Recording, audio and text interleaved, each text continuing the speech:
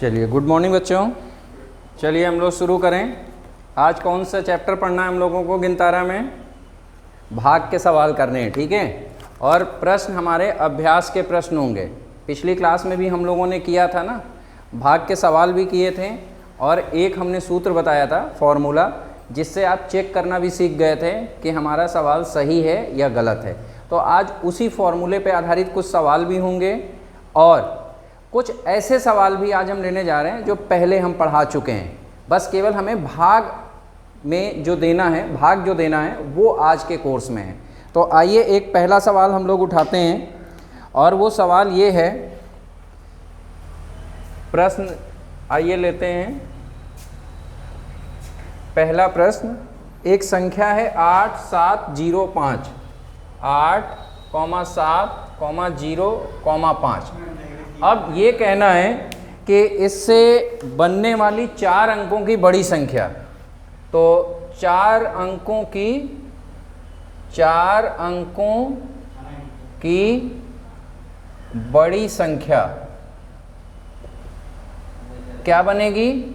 तो सबसे पहले इसमें बड़ा कौन सा अंक है? 8 है, 8 ले लीजिए, फिर 7, फिर 5 और 0। याद है ना, मैंने 4 अंकों और 5 अंकों, 6 अंकों की बड़ी संख्या और छोटी संख्या बनाना मैंने बताया था आपको, ठीक है। छोटी संख्या भी बनाना बताया था और बड़ी संख्या भी। तो ये हमारी एक संख्या बनी। इसी में एक और दिया गया है, एक दूसरा अंक दिया है, वो 6 और 1 है।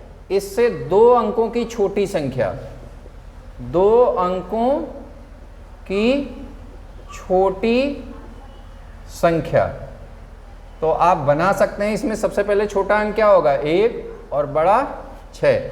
तो इस तरीके से ये दिया गया कि ये छोटी संख्या बन गई, ये बड़ी संख्या, और इसमें आपको भाग देना है, यानी कि इस छोटी संख्या से आपको बड़ी संख्या में भाग देना है। और भाग में आपको पता है कि सबसे पहले हम लोग क्या करते हैं कि 16 का पहाड़ा ऐसा पढ़िए, 16 का जो 87 से ज़्यादा ना हो। तो 16 एकम 16, 16 दूनी 32, 16 तियाँ 48, 16 चौका 64, 16 पंचे 80, 16 छक्का 96। तो देखिए 96 ज़्यादा हो गया ना, तो आप क्या लेंगे? 5। तो ये क्या हो गया? 80। अब आप 7 से 0 घटाइए, 7, 8 से 8 0। अब इस 5 को आप यहाँ उतार के ले आइए। आप ये 0 हटा भी दीजिए, कोई फर्क नहीं पड़ता, और एक बार में एक अंक ही उतारते हैं, ठीक है। तो अब फिर ऐसा पहाड़ा पढ़िए, 16 का पहाड़ा ऐसा पढ़िए कि 75 से ज़्यादा ना हो। तो 16 एकम 16, 16 दूनी 32, 16 तियाँ 48, 16 चौका क्या होगा? फिर से बोलो, 16 एकम 16, 16 दूनी 32, 16 तियाँ 48, 16 चौका 64 और फिर 16 पंचे 80, तो 16 चौका 64, ठीक है। और अगर आपको कहीं पर भी कोई परेशानी हो पहाड़ा में, वैसे पहाड़ा आपको याद होना चाहिए, लेकिन नहीं है तो आप 16 का गुणा 4 में कर लीजिए। तो 4 छंका 24 का 4 हासिल 2, 4 एकम 4 और 2 6, 64 आ जाएगा। अब आप घटाइए, तो 5 में से 4 गया 1 और ये 7 में से 6 गया 1। अब आप ये 0 यहाँ उतार लीजिए। अब आप 16 का पहाड़ा ऐसा पढ़िए कि 110 से ज़्यादा ना हो। तो 16 छक्का 96 और 16 सत्ते क्या होता है? जल्दी से बताइए, 16 सत्ते क्या होता है? वैसे तो आपको पहाड़ा आना चाहिए, लेकिन अगर नहीं आता है तो गुणा करके भी देख लीजिएगा। लेकिन ये ध्यान रखिए कि पहाड़ा आना ही चाहिए, इससे आपका समय का बचत होगा। और आज अगर आप इसको याद कर लेते हैं तो ये आगे तक के लिए आपके काम आएगा। तो 7 छंग 42, 7 एकम 7 और 4 11, ये 112 हो जाएगा। यानी कि 112 ज़्यादा होने का मतलब यहाँ पर 6 लेंगे, ठीक है। तो 16 छक्का कितना हो गया? 96। 96 यहाँ लिखिए और इसको घटाइए, 10 में से 6 गया 4, ये हो जाएगा 10, 1, ये 14 आ गया, ठीक है। तो मेरे प्यारे बच्चों, आपको जो भागफल मिला वो क्या मिला?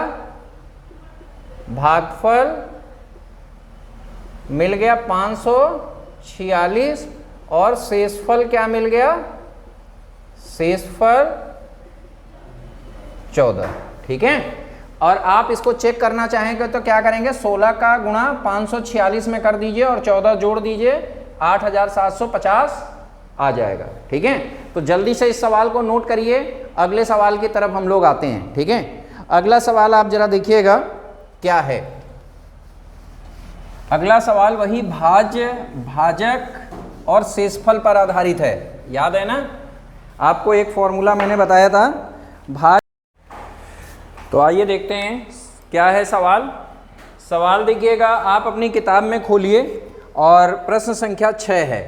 क्या कह रहे हैं कि किसी संख्या में 14 से भाग देने पे, जरा ध्यान से समझिएगा, ये 14 है और यहाँ पर कोई भी संख्या है, हमें मालूम नहीं कि संख्या क्या है, इसमें आपने भाग दिया तो भागफल आ जाता है 203 और शेष जो आता है ये आता है 11। यही तो है। तो आप अपने अंदर कुछ चिंतन भी ले आइए, ना समझ में आए तो बड़े अंक दिए गए ना तो आपको परेशानी हो रही है, आप छोटा अंक लेके भी देखिए। जैसे मान लीजिए यहाँ पर होता 3 और पूछा जाता कि यहाँ पर संख्या क्या है, शेष भागफल 5 आ रहा है और जो शेष आ रहा है वो 3 आ रहा है। तो आपको पता है ना, 3 का गुणा 5 में कर दो, कितना आ गया 15 और उसमें 3 जोड़ दो 18। तो यहाँ क्या आ जाना चाहिए 18। तो ऐसे आप छोटे छोटे उदाहरण लीजिए तो इससे आपको एक पैटर्न पता चलेगा कि आखिर हमें करना क्या है। और वैसे भी आप देख रहे हैं कि यहाँ पर ये फॉर्मूला दिया ही है, तो फॉर्मूले का प्रयोग से भी आप कर सकते हैं। कैसे, जरा देखिएगा।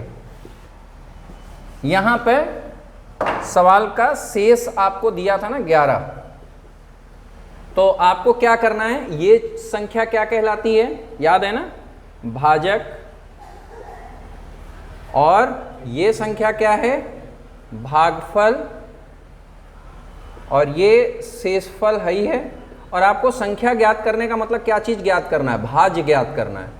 तो आपको ये फॉर्मूला जो आप देख रहे हैं वही मैं लगा रहा हूं। देखिए, भाज्य बराबर भागफल, भागफल कितना है 203 गुणे भाजक, भाजक कितना है 14 और शेषफल कितना है 11।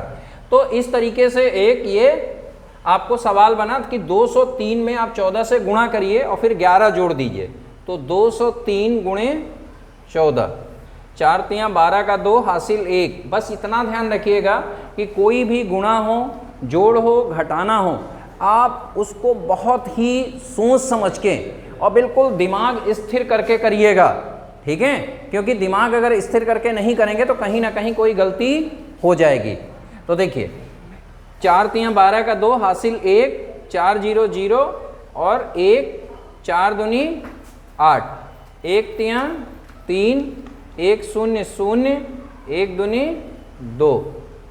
अब आप इसको जोड़िए तो ये क्या आ जाएगा 2 4 8 2। एक बार फिर से गुणा करके देख लीजिएगा कि कहीं गलत तो नहीं हो रहा।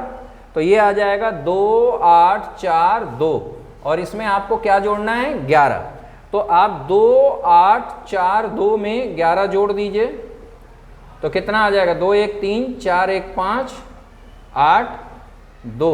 तो ये आ जाएगा 2 8 5 3। ये हमारा भाज्य आएगा। और भाज्य को ही हम लोग, यही तो हमारी संख्या है, पूछा क्या गया था कि संख्या क्या होगी, तो ये हमारा संख्या उत्तर आ गया। जल्दी से इसको नोट कर लीजिए। और इसी तरीके से एक और सवाल मैं दे रहा हूं, जरा इसको आप करके दिखाइए कि संख्या क्या होगी। ये आपको पूछा गया है, अगर 15 से भाग दे रहे हैं तो 223 और यहां पर शेष 12 आ रहा है। आपको ये खुद करके दिखाना है और जल्दी से करके मुझे भेज दीजिए, मैं चेक करके बता रहा हूं कि कहां पर आपने क्या गलत किया। ठीक है, तो इसको नोट करिए। तो चलिए, एक सवाल है बोर्ड पे, देखिए आपको दिख रहा होगा, और ये आपके अभ्यास का अंतिम सवाल है। ठीक है, क्या कह रहे हैं कि जसविंदर के बगीचे में 11 पंक्तियों में कुल 660 पेड़ लगे हैं। एक काम करते हैं, इसको थोड़ा सा ऐसे समझिए छोटे उदाहरण लेके समझिएगा और आपको समझ में आ जाएगा। जैसे आप जानते हैं ना, बगीचों में क्या होता है, पेड़ होता है, और पंक्ति का मतलब क्या है। जैसे ये मान लीजिए पंक्ति है, 1 2, ठीक है। इस तरीके से मान लो मैंने एक छोटा सा उदाहरण ले लिया। मैंने बोला है ना कि हमेशा आपकी सोच स्टार्ट होनी चाहिए बिल्कुल छोटे से छोटे उदाहरण के माध्यम से। तो क्या करते हैं, 2 पंक्ति है, ठीक है। आपने देखा होगा ना, जैसे आलू के मेड़ जिसे बनती है ना पंक्ति, तो जैसे ये एक पंक्ति ये, और हमने आपसे ये बोला कि कुल इस 2 पंक्तियों को मिला के 4 पेड़ लगे हैं। जरा सोच के बताइएगा, 4 पेड़ लगे हैं, और प्रत्येक पंक्ति में पेड़ जो है वो बराबर हैं, ठीक है। तो प्रत्येक पंक्ति में पेड़ कितने हो गए, पहले ये देखिए पंक्ति कितनी है, पंक्तियों की संख्या कितनी है, 2, और कुल पेड़ कितने लगे हैं, 4। तो एक पंक्ति में कितने हो गए, और ये कंडीशन भी दे रखा है कि प्रत्येक पंक्ति में पेड़ बराबर हैं। तो बराबर है का मतलब आप कितने लगे हैं, बिल्कुल सही, कितने हैं, कितने हो गए। इस तरीके से आप समझिएगा जरा, ऐसे ही तो होगा बराबर बराबर लगने का मतलब, यही तो 1 2 3 4, ऐसे देखिए 1 2 3 4, और ये पंक्तियों की संख्या 1 और 2, तो ये कुल पेड़ जो हैं 4 हो गए। तो एक पंक्ति में कितने पेड़ लगे, 2 ही तो लगे। ये कैसे पता किया आपने, आपने भाग दे दिया पंक्तियों की संख्या और कुल पेड़ में, ठीक है। तो 2 दूनी 4, ये आ गया। बिल्कुल ऐसे ही आपको यहाँ पर थोड़ा सा सवाल बड़ा कर दिया गया। कैसे, पंक्तियों की संख्या कितनी है, पंक्तियों की संख्या कितनी है बच्चों, 11, और कुल पेड़ों की संख्या कितनी है, 660। अब पूछें, कह रहे हैं कि यदि हर पंक्ति में पेड़ों की संख्या समान है, समान है का मतलब ये समझ रहे हैं, जैसे ये उदाहरण में समझिए, हम ये भी तो कर सकते थे कि इसमें 1 लगा देते हैं, 3 इसमें लगा देते हैं, नहीं, हमें समान रखना है। तो पूछ रहे हैं कि एक पंक्ति में कितने पेड़ हैं, प्रत्येक पंक्ति में पेड़ों की संख्या, यही तो प्रश्न है आपका। तो क्या करेंगे, पेड़ों की संख्या निकालने के लिए कुल पेड़ में पंक्तियों से भाग दे देंगे, ठीक है। यानी कि आपको क्या करना है, 660। ये ध्यान रखिए, जितने भी इबारती प्रश्न होते हैं आप इनको कुछ छोटे छोटे उदाहरणों के माध्यम से समझेंगे तो आपका सवाल आसान होगा, ठीक है। और इससे आपको इंटरेस्ट भी आएगा, और आपके गहन चिंतन की जो बात मैं बार बार करता हूँ, इसके लिए भी आपको जरूरी है कि आप थोड़ा सोचें और छोटे अंकों के माध्यम से सोचें, ठीक है। तो आइए अब भाग देते हैं। 11 का पहाड़ा ऐसा पढ़िए कि 66 से ज़्यादा ना हो, तो 11 छक्का 66, अब ये 0। अब देखिए एक गलती क्या करते हैं हमारे बच्चे, यहाँ पर ये 0 उतारते हैं और ये छोड़ देते हैं। तो आप चेक करोगे तो 11 का गुणा 6 में करोगे 66, और 66 में 0 जोड़ोगे तो कितना आ जाएगा, 66। तो गलत हो गया ना, क्योंकि आना चाहिए तो 660। तो अभी आप ये ध्यान रखिएगा, ये 0 उतारने के बाद, जैसे ये संख्या आपने 0 उतार लिया, तो फिर यहाँ 0 लीजिए, और 11 का पहाड़ा 0 बार पढ़िए तो कितना हो गया, 0। तो ये आपका उत्तर आएगा, ध्यान रखिए। अब आप 11 का गुणा 60 में करके देख लीजिएगा, यही आएगा।